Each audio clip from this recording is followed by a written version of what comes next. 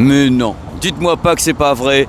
Bonjour, bienvenue sur ma chaîne YouTube PP World. Et cette fois-ci, magie du direct, ne vous fiez pas au mot Hollywood, je l'ai fait exprès. On n'est pas du tout à Los Angeles. Je suis à Tokyo, donc vous êtes à Tokyo avec moi, devant la gare de Shinagawa. Nous allons partir au siège de Sony, mais carrément, pour retrouver Sébastien, qui va nous expliquer un petit peu la life autour des produits 2025, donc les annonces, c'est-à-dire en effet la présentation de la gamme 2025. Donc on va découvrir tout ça avec Sébastien. Je suis extrêmement heureux, parce que là, carrément, une immersion chez Sony à Tokyo, c'est du délire. Donc on va la jouer carrément immersion réelle, on va prendre le métro. On va aller, donc c'est 2 stations à côté, c'est rien du tout. Et on va aller au siège de Sony, Sony Headquarter, pour découvrir tout ça. Et je suis trop heureux. Et je pense que ça va donner. J'attends des choses, moi, à savoir mini LED, OLED, QD OLED. On fait quoi? Eh ben on va voir. Allez, let's go. Ça c'est beau, ça. Découvrir une gamme de produits en immersion complète dans le pays d'origine. Alors ça c'est génial. Je suis très heureux d'être avec vous. C'est trop d'émotion de vous savoir là. Pendant que nous allons passer dans quelques instants ici les petites barrières électroniques numériques JR Line Central Gate, donc tous les trains JR. C'est parti pour la Shuka, let's go, hop. Voilà, le décompte est là, oh je suis pauvre. Hein. Et direction la Yamanote Line, on va dans la direction de Shibuya. C'est le sens, voilà, vous avez 2 sens, c'est un circulaire en fin de compte. On arrive sur le quai, il n'y a pas grand monde parce qu'il est 11h30 du matin, la même chose ici, le soir à 18h, et c'est l'horreur, surtout que Shinagawa est une gare extrêmement grande. Donc Sébastien, lui, il est bien calé, étant donné que les gens sortent ici, et que nous on est sur les côtés pour bien les laisser passer. Et les gens sont extrêmement disciplinés, c'est un régal. Vous savez que ça vous donne pas envie de venir faire un tour à Tokyo c'est du délire. Donc voici le train. C'est un train, hein, c'est vraiment pas un métro, hein, vu la dimension, la largeur, le nombre de wagons. C'est-à-dire qu'ici, il y a quand même beaucoup de monde. Hein. Donc il faut pouvoir absorber tout ce petit monde à l'intérieur des rames. Donc maintenant, on va arrêter un petit peu le smartphone parce que les Japonais en ont marre d'être filmés. Et je vais tout couper et on se retrouve à l'extérieur de la gare pour aller chez Sony Headquarter. The next station is Osaki. JY24. C'est extrêmement clair pour les étrangers, pour eux aussi, tout est marqué en anglais, voilà, ça c'est extrêmement clair. C'est donc une ligne circulaire, hein, Yamanote, la plus célèbre, qui vous emmène partout. Hein. C'est le cœur même de Tokyo, cette ligne. Et vous avez toujours le wagon où nous sommes, comment sortir rapidement, est-ce qu'il y a des escalators, est-ce qu'il y a des ascenseurs, comment pouvez vous débrouiller, tout est fait pour vous prendre en main. Hop. Incroyable. Regardez un peu ce temps sublime. C'est du bonheur. Voilà. Parce que je vais enfin avoir des réponses à mes questions. Parce que je suis comme vous, moi je me dis, que va-t-il se passer en 2025 pour Sony? Est-ce que par hasard l'OLED sera encore là? Est-ce qu'ils ont des QD OLED? Est-ce que sur l'OLED ils vont prendre la nouvelle technologie LG ou est-ce qu'ils vont garder l'autre technologie? Est-ce que s'ils font du QD OLED, ils ont la dalle la plus récente qu'on a vue à Las Vegas de Samsung, ou bien est-ce qu'ils n'ont pas ça? J'en ai aucune espèce d'idée. Donc c'est formidable de pouvoir aller ici parce que je vais avoir des réponses à mes questions et je vais pouvoir vous informer au mieux. Et ça, c'est le rêve de tous les petits journalistes comme moi, de pouvoir vous informer. Et là, on est au cœur de la situation. Attention, le cœur va battre. C'est parti. On va entrer dans les locaux. Alors ici, c'est une sorte de quartier général de tous les ingénieurs qui bossent, notamment sur les téléviseurs. Regardez un peu la taille de cet endroit. Donc c'est la recherche et développement. On ne pourra pas filmer grand-chose à l'intérieur, hein, ce qui est tout à fait normal, puisqu'il y a beaucoup de secrets professionnels. Il est évident que ce que dit Sony, c'est ça. C'est-à-dire uniquement le personnel, et on ne veut surtout pas informer les concurrents. Parce qu'on se dit toujours, oui, pourquoi est-ce que dans mes vidéos, mes reportages, on ne voit pas ça ou ça? Pourquoi? Parce que ces marques-là ne veulent pas que les autres marques aient accès à leurs secrets industriels. Ils ne veulent pas qu'on voit les prototypes, ils ne veulent pas, parce qu'en effet, ce sont des secrets industriels. Donc moi, je peux filmer ce qu'on m'autorise à filmer dans chaque pays, avec chaque entreprise. Je sais, c'est frustrant pour moi aussi, parce que les trucs, je les vois de mes yeux. Et je sais que je ne peux pas vous les filmer, mais là, on va voir les gammes en avant-première, ça c'est du concret. Chez Sony, on a la gamme gaming avec ses casques, InZone, les baladeurs. les casques hors de prix. Vous avez des vidéos sur la chaîne sur ces produits-là, les baladeurs, les casques hors de prix, les systèmes audio, ça c'est vraiment des trucs iconiques. Les spécialistes connaissent ces produits, il y a les vidéos sur la chaîne, parce que ici donc c'est la télé, certes, mais également une partie vidéo qui est donc créée ici, puisqu'on est donc directement à l'endroit où il y a au-dessus, c'est par là-bas, j'ai pas le droit d'y aller, il y a tous les ingénieurs qui travaillent ici. Regardez un peu la taille des halls, c'est vraiment une dystopie totale, avec un côté très industriel. Ma fébrilité est totale. Totale. Je vais toquer à la porte, comme toujours, et j'espère que Sébastien sera derrière. Allez, c'est parti. Bonjour Pépé. Ça va, Sébastien? Très bien, et toi? Allez, rentre, viens dans mon salon Bravia, où tu vas voir, je vais vous présenter aujourd'hui toutes ces nouveautés 2025 que tu vois là, avec vraiment l'intention d'avoir l'expérience cinéma à la maison avec Bravia. Tu vas t'asseoir sur ce petit canapé ici. Allez, c'est parti. Avec le petit chien, donc l'Aibo en peluche. T'as vu, tout mignon, etc. Là. Hop. Tout menu et tout joli de Sony. Et tu vas me raconter un petit peu la vie, parce que si on est là, c'est parce qu'il y a une histoire à raconter aussi autour de Sony. Exactement, Pépé. Donc, comme tu le sais, depuis l'année dernière, on a commencé sur le thème du cinéma à la maison. On a commencé à renouveler notre gamme. Et cette année, on continue à renouveler cette gamme avec des nouveaux téléviseurs qui vont avoir le nom Bravia. Donc, 3 nouveaux téléviseurs cette année. Aussi sur les barres de son, puisqu'on va avoir 2 nouvelles barres de son et également 2 nouveaux accessoires autour de ces barres de son. Voilà. Donc tout ça pour aider le consommateur, le spectateur à reproduire l'expérience cinéma à la maison. Oui, parce qu'on rappelle, et parce que tu vas pas le dire, moi je vais le dire, ici on est arrivé à Tokyo, ils ont commencé à faire un petit peu le truc avec Sony Pictures, avec Sony Entertainment, avec tout ça. Et c'est vrai que c'est un tout. Vous, votre devise, c'est depuis la captation de l'optique jusqu'à chez soi, jusque dans le living room. Exactement. Aujourd'hui, Sony possède toutes les technologies qui permettent aux créateurs de capturer leurs intentions, leur œuvre au niveau des couleurs, du son, tout, etc. Et également, donc pour le consommateur final, pouvoir reproduire ça à la perfection, à la maison, en fonction de son environnement.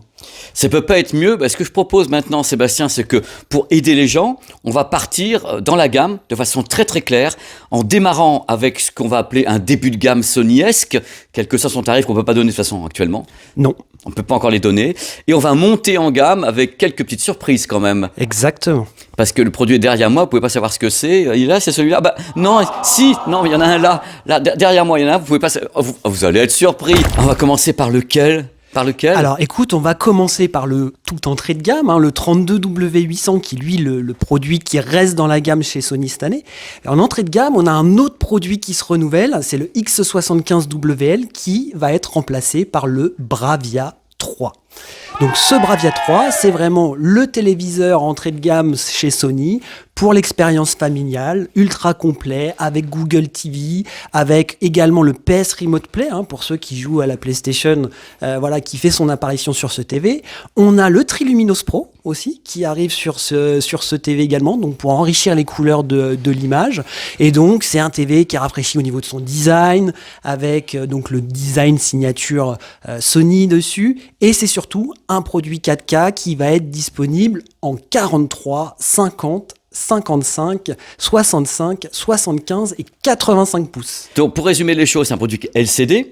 C'est un produit qui est LCD, tout à fait, Direct LED. Direct LED, qui est donc 4K. On peut faire du gaming un petit peu avec 60 Hz, 100 Hz. Oui, alors c'est plutôt du 60 Hz ici, et on peut également avoir les fonctions exclusives PlayStation sur ce TV, avec l'ajustement du mode HDR automatique et le passage du mode standard ou mode jeu automatique quand on branche la PlayStation et qu'on utilise un contenu jeu ou qu'on regarde un... Ouais, c'est une détection VRR, ALLM et tout ce qui va bien. Et exactement. Tu réexpliques un petit peu ce qu'est le PS Remote Play, parce que peut-être les gens ne savent pas trop ce que c'est. Alors le PS Remote Play, c'est très simple, ça permet de connecter une manette DualSense sur son TV, de pouvoir ensuite, avec cette manette, streamer sa PlayStation à distance. Donc le télé peut être par exemple dans sa chambre, la PlayStation connectée sur un autre télé dans le salon, et puis on va pouvoir se connecter à cette PlayStation et jouer à des jeux à distance directement sur le TV.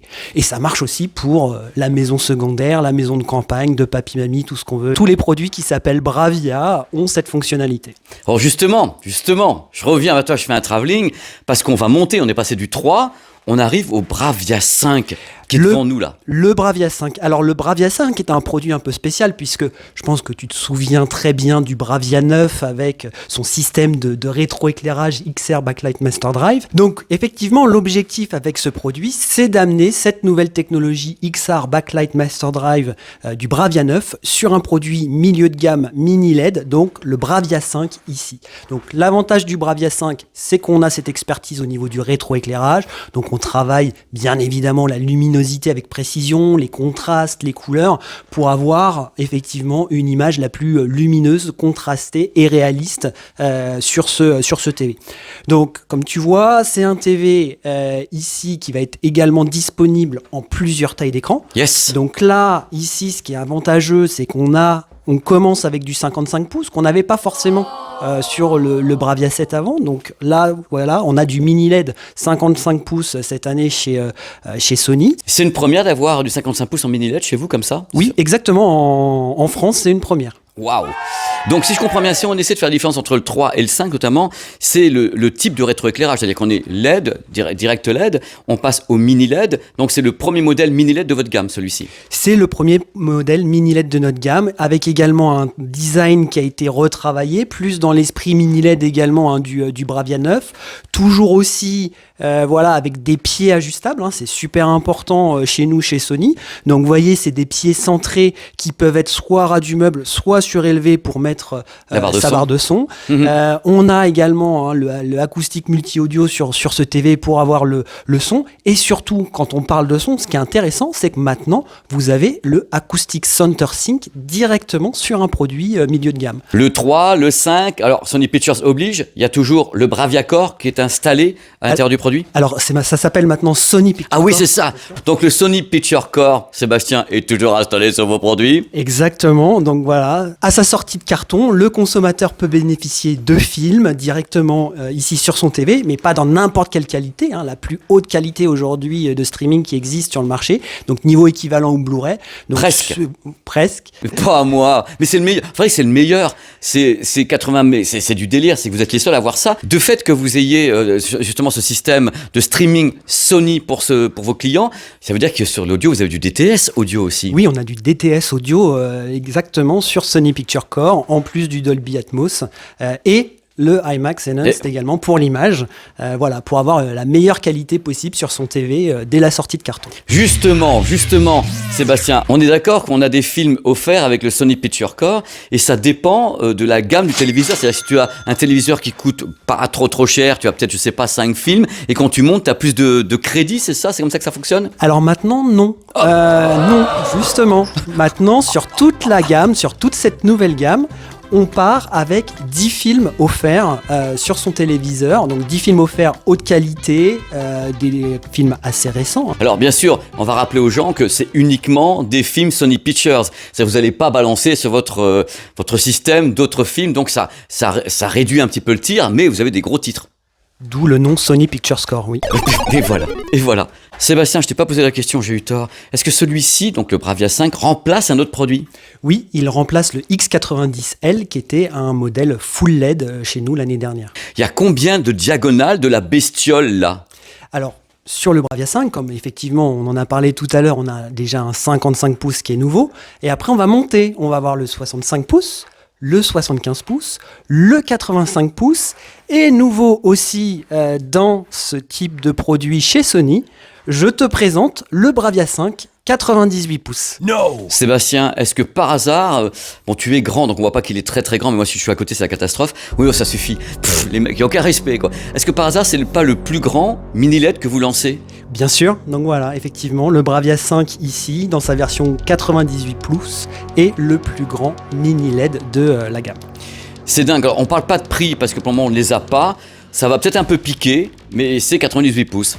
Exactement, c'est 98 pouces. Pendant qu'on y est pour que ça pique un bon coup, parce que là on est en train de faire monter le niveau et la sauce, on a donc tous les produits qui sont ici, on est d'accord, et ça va pas te plaire, parce que prépare-toi, mais prépare-toi, je te jure, ça va partir. Je te connais, Pépé. Mais tu sais ce que je vais dire, prépare-toi, on est bien d'accord que malgré vos efforts cette année, il n'y a toujours pas 4 ports HDMI 2.1.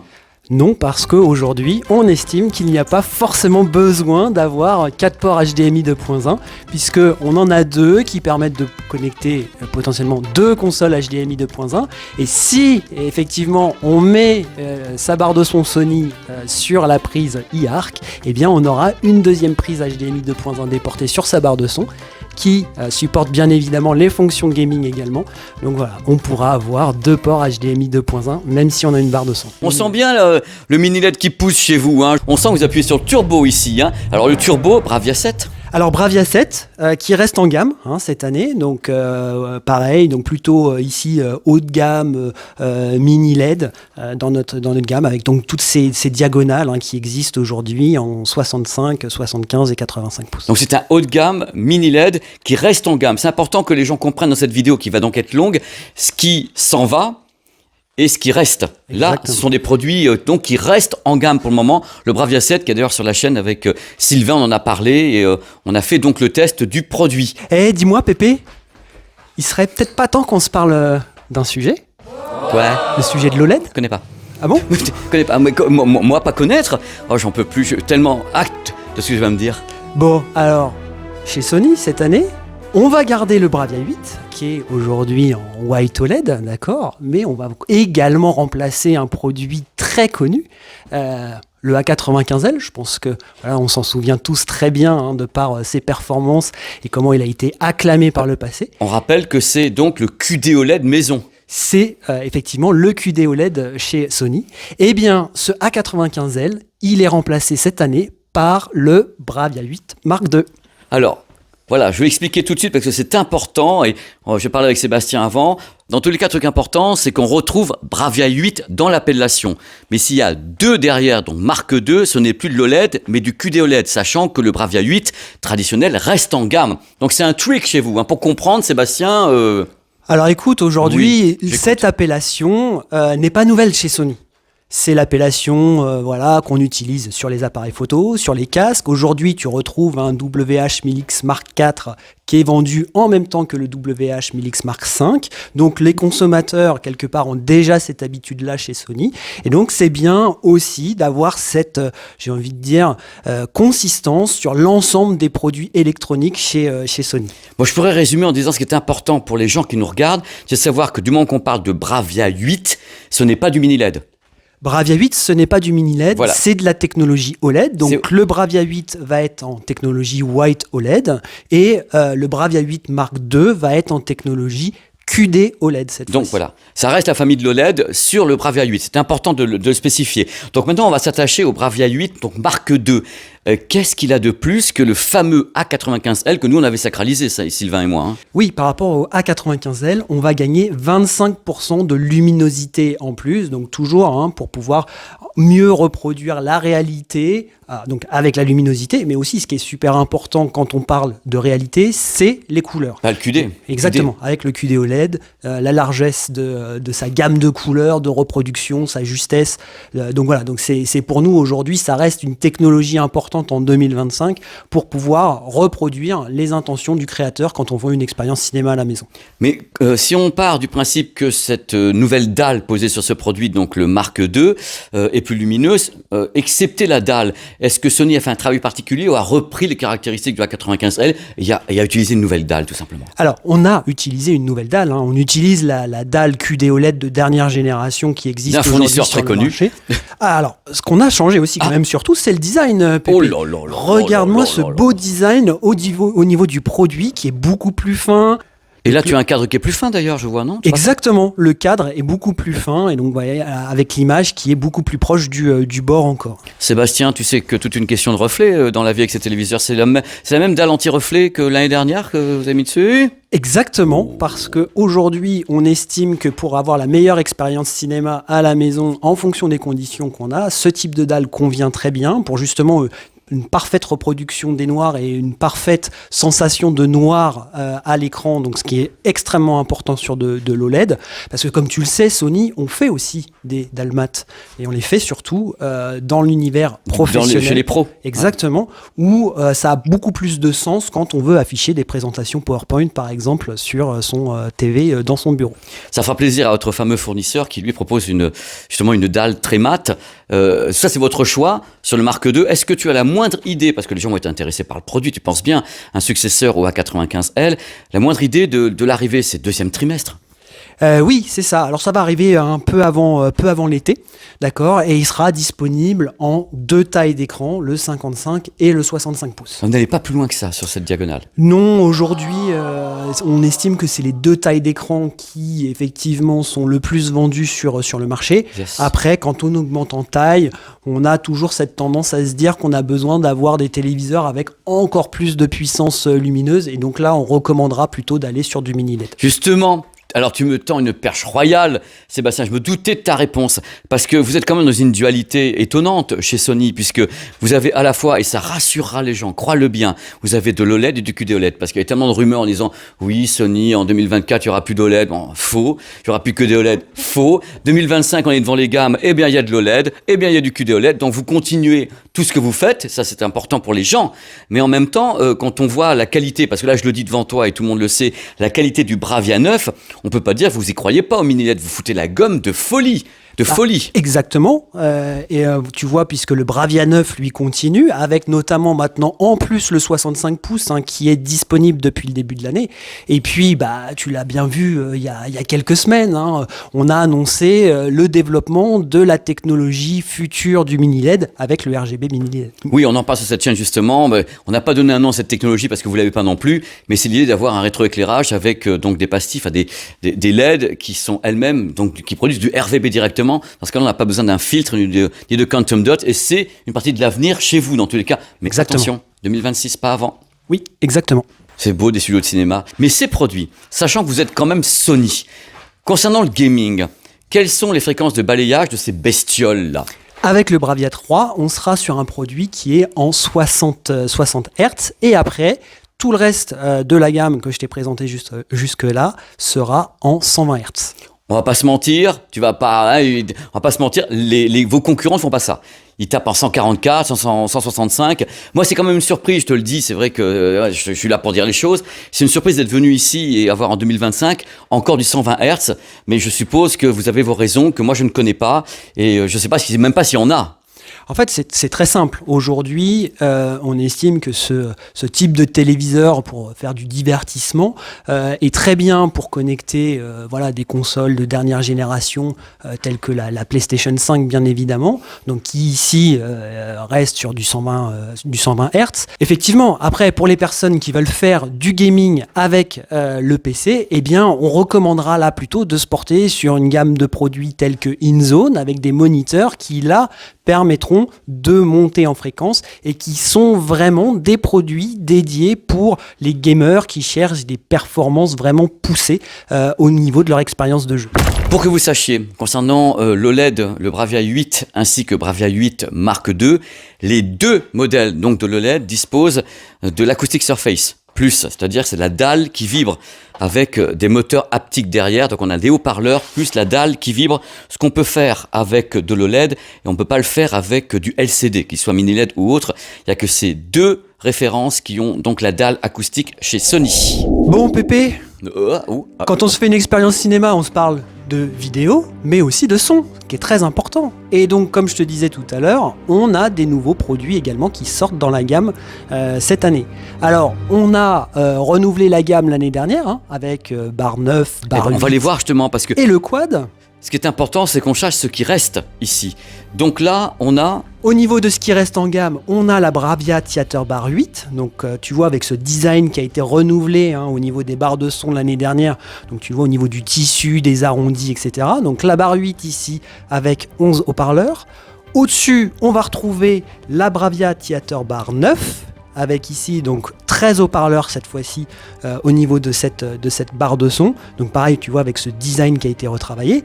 Et maintenant, il est justement temps d'aller retravailler ces barres de son un petit peu plus entrée de gamme. Et on va commencer avec le Bravia Theater Bar 6 que tu vois ici. Donc tu vois au niveau de cette barre de son, on va avoir une barre de son avec deux haut-parleurs verticaux pour le Dolby Atmos physique. Et surtout ce qui est intéressant au niveau de cette barre de son, c'est qu'elle vient avec un caisson de basse. Sans fil celui-ci. Sans fil. Donc sans fil, l'arrivée des haut-parleurs d'élévation sur la Theater Bar 6. Tu as une idée, bon, c'est Dolby Atmos, DTS, Audio de la Bien puissance. évidemment, Dolby Atmos, DTS, très complète pour une expérience cinéma à la maison. Sébastien, sur la plupart des produits Sony, il y a un système pour les barres de son qui s'appelle Acoustic Center Sync. Est-ce que le produit est Center Sync ? Alors celle-ci est plutôt une barre de son entrée de gamme destinée à des produits comme le Bravia 3 par exemple. Donc non, elle n'aura pas cette fonctionnalité-là. Si on veut bénéficier de l'Acoustic Center Sync, il faudra se diriger plutôt sur une Bravia Theater Bar 8, une barre 9 ou même un quad qui reste également en gamme. C'est important parce que là on l'a pas tellement vu dans cette vidéo, mais le quad, vous connaissez par cœur, reste évidemment en gamme, il est récent le quad. Donc même chose au niveau des subwoofers, par exemple celui-ci, le SW5 reste en gamme à ma connaissance, Sébastien. Exactement, le SW5 et le SW3 restent en gamme. Et par contre, ils vont être complétés cette année par un nouveau subwoofer. Hop, on y arrive. Oh là là, il est tout fin celui-là. Donc, tu vois le Bravia Theater Sub 7 que tu vois ici, donc tout fin, qui peut être mis dans 2 positions. Donc comme ça, ici droit, ou on peut le mettre sur le côté contre un mur. Voilà, pour gagner aussi un peu en espace. Sébastien, je le vois, il est un peu tout seul par rapport aux autres. Le Sub 7, il va avec quel type de barre de son ? Alors, il va avec les Bravia Theater Bar 8, Bar 9 et le quad. Et donc, ce qui a été retravaillé également sur ce type de produit, c'est les enceintes arrière. Puisque maintenant, tu vas avoir 2 nouvelles enceintes arrière qui s'appellent les Bravia Theater Rear 8, d'accord, qui ont été également, comme tu le vois, retravaillés au niveau de leur design avec le même tissu que tu retrouves sur les barres de son, les mêmes arrondis, vraiment pour être dans l'harmonie par rapport à sa barre de son. Et également, on va gagner en volume sonore au niveau de ces enceintes. On retravaille le positionnement du son au niveau de l'arrière, puisque, on le sait, l'expérience sonore est aussi très importante quand on regarde un film. J'ai une question par rapport à ce type d'enceinte, justement, les Rear 8. Elles remplacent des enceintes existantes ou elles s'additionnent ? Alors, elles remplacent les RS3, d'accord ? Et ensuite, donc, on va continuer à avoir les RS5 également dans notre gamme, donc sans fil, et voilà, et donc tu auras en plus celle-ci. Alors, question également pour les gens qui seraient intéressés, quand tu as envie d'acheter ce produit, est-ce que tu peux appairer ce produit à n'importe quel téléviseur ou uniquement Sony ou uniquement à des barres de son Sony ? Comment ça se passe ? Par exemple, tiens, c'est super, c'est joli, qu'est-ce que je peux en faire si c'est pas Sony autour de moi ? Alors aujourd'hui, ces enceintes arrière peuvent se coupler uniquement avec les barres de son Bravia Theater Bar 8 et Bravia Theater Bar 9. Ça réduit le tir, on est d'accord ? Oui, pour avoir la meilleure expérience sonore, c'est mieux d'avoir un système complet qui sait fonctionner en parfaite harmonie. Mais tu as la réponse à tout. Alors, je te connais par cœur, tu as la réponse à tout, mais moi j'ai besoin de réponses sur autre chose parce qu'il y a un truc qui m'a intrigué. Ici, c'est justement l'arrivée de ça. Ça m'a intrigué. Alors exactement, Bravia Theater System 6, produit très intéressant puisque c'est un produit, cette fois-ci, 5.1. Complet, avec, donc, comme tu le vois ici, la barre de son, complété par un subwoofer qui est cette fois-ci connecté. Et on va voir ensuite en sans fil un boîtier arrière avec en filaire connecté à ce boîtier de chaque côté, 2 enceintes arrière. Donc c'est du vrai 5.1, mais moi j'ai une question qui m'avait taraudé parce que j'étais ici avec les confrères. Quand on a vu le produit, on dit ouais, c'est génial, du 5.1, du vrai 5.1 chez Sony. Pourquoi ne pas avoir tout fait en sans fil ? Après, ils ont le boîtier qui est en sans fil, mais auquel il faut justement connecter les enceintes avec des fils. J'ai du mal à comprendre alors que vous êtes quelque part les rois avec le quad de faire du sans fil. Alors l'objectif aussi, c'est d'adresser un maximum de consommateurs et surtout d'avoir des produits dans notre gamme plutôt assez abordables. Donc ici, le fait de ne pas avoir des enceintes arrière nous permet d'avoir un prix relativement équilibré au niveau de ce produit-là. Et donc, effectivement, ici, on peut faire le choix d'avoir des câbles pour la partie arrière qu'on peut très facilement cacher derrière son canapé quand on a, par exemple, les enceintes qui sont de chaque côté. C'est un compromis, tout simplement. Exactement. Pour pas que le tarif monte trop. Vous avez décidé donc de mettre des fils à l'arrière, mais pas de fils entre l'avant et l'arrière. Exactement. C'est ça, mais c'est fou de revoir se pointer des boîtiers. Ce produit-là est aussi quelque chose d'intéressant, c'est la puissance au niveau du caisson de basse, qui est un caisson de basse de 1000 watts. Donc l'objectif, c'est d'avoir aussi un produit abordable chez Sony dans son salon, qui a de la pêche. Et donc c'est vraiment l'objectif ici. Et surtout, de plus en plus, avec ces barres de son, on écoute de la musique aussi à la maison. Et donc on va avoir cette fameuse technologie multi-audio. Avant, on émulait, ça veut dire qu'on fabriquait des sons à l'arrière à partir de la stéréo. Ça partait un peu dans tous les sens, on ne sait pas comment c'était. Là, cette fois-ci, c'est un peu différent puisqu'il va prendre le signal stéréo et presque le recopier à l'arrière, ce qui permet d'avoir un signal qui est beaucoup plus large, mais qui n'est pas émulé de façon anarchique. C'est un peu différent et ça fait surtout un truc important, c'est qu'il y a plus de puissance, parce qu'on recopie l'avant sur l'arrière, on rajoute bien sûr le caisson de grave qui appuie tout ça, et par exemple, si vous faites une soirée, vous aurez plus de puissance sonore avec ce type de produit qu'avec une émulation classique qui va prendre qu'une partie des sons et les mettre à l'arrière. La différence, elle est là. Toujours le système 6, parce qu'il y a un truc important, c'est qu'il y a des barres de son qui ont plusieurs ports HDMI, ce qu'on appelle des hubs, et celle-ci a un truc de dingue, c'est que la barre en elle-même n'a pas de port HDMI, il est ailleurs. Non, effectivement, comme tu le vois, donc tu as la petite connectique à l'arrière ici, qui vient se connecter sur le sub directement ici, et après, tu vois, juste à côté, tu as la prise HDMI qui permet de connecter donc ce caisson et donc tout ce système à son téléviseur. Donc on est devant le cerveau. On est devant le cerveau. Oui. Avec ici justement l'inscription 5.1, donc en réel, c'est-à-dire qu'on sépare les canaux réellement et ils ne sont pas émulés. Donc c'est la première fois que je revois se pointer chez vous. C'est plutôt intéressant et ça tranche avec un système comme le quad qui lui travaille différemment avec 4 plots sonores et un dôme acoustique qui est très différent et que vous gardez en gamme évidemment. Exactement, puisque aujourd'hui le quad reste l'une des références aujourd'hui sur le marché pour vraiment avoir cette expérience cinéma à la maison avec un placement des sons 3D dans son environnement ultra précis. Je peux te dire qu'à mon avis, Sébastien, ils ont dû rêver les gens. Eh ben écoute, avec plaisir. Il y a des choses qui sont formidables, d'autres où tu sais très bien, et tu me connais, et moi je dis des choses qui sont plus discutables, mais globalement je pense qu'ils ont rêvé, et surtout grâce à toi on sait quels sont les produits qui s'en vont, ceux qui restent, ceux qui évoluent. Exactement. T'as une vision complète à présent. Et bravo, continuez à faire de l'OLED, du QD-OLED, du mini-LED, du LED. Vous êtes sur tous les segments, vous voulez tout. C'est ça, l'objectif c'est de pouvoir présenter la meilleure technologie au consommateur final en fonction de son environnement. Mais écoute, c'est sur la cheminée tu le mets ça aussi. Merci encore Sébastien de m'avoir accueilli ici chez Sony au Japon. Écoute, plaisir partagé Pépé, et puis je crois qu'on va devoir se quitter à présent. Yes, on va devoir se quitter, il y a encore tellement de choses à faire. Maintenant, bien sûr, on attendra les produits pour les tester. Moi, j'ai vraiment hâte, je reviens dessus, parce que j'étais tellement fan du A95L que je me dis, bon voilà, quelles sont les caractéristiques du Bravia Mark 2 avec la dalle? Est-ce qu'on pète les scores? Est-ce qu'on fait des choses? Ce produit m'intrigue beaucoup. Merci encore.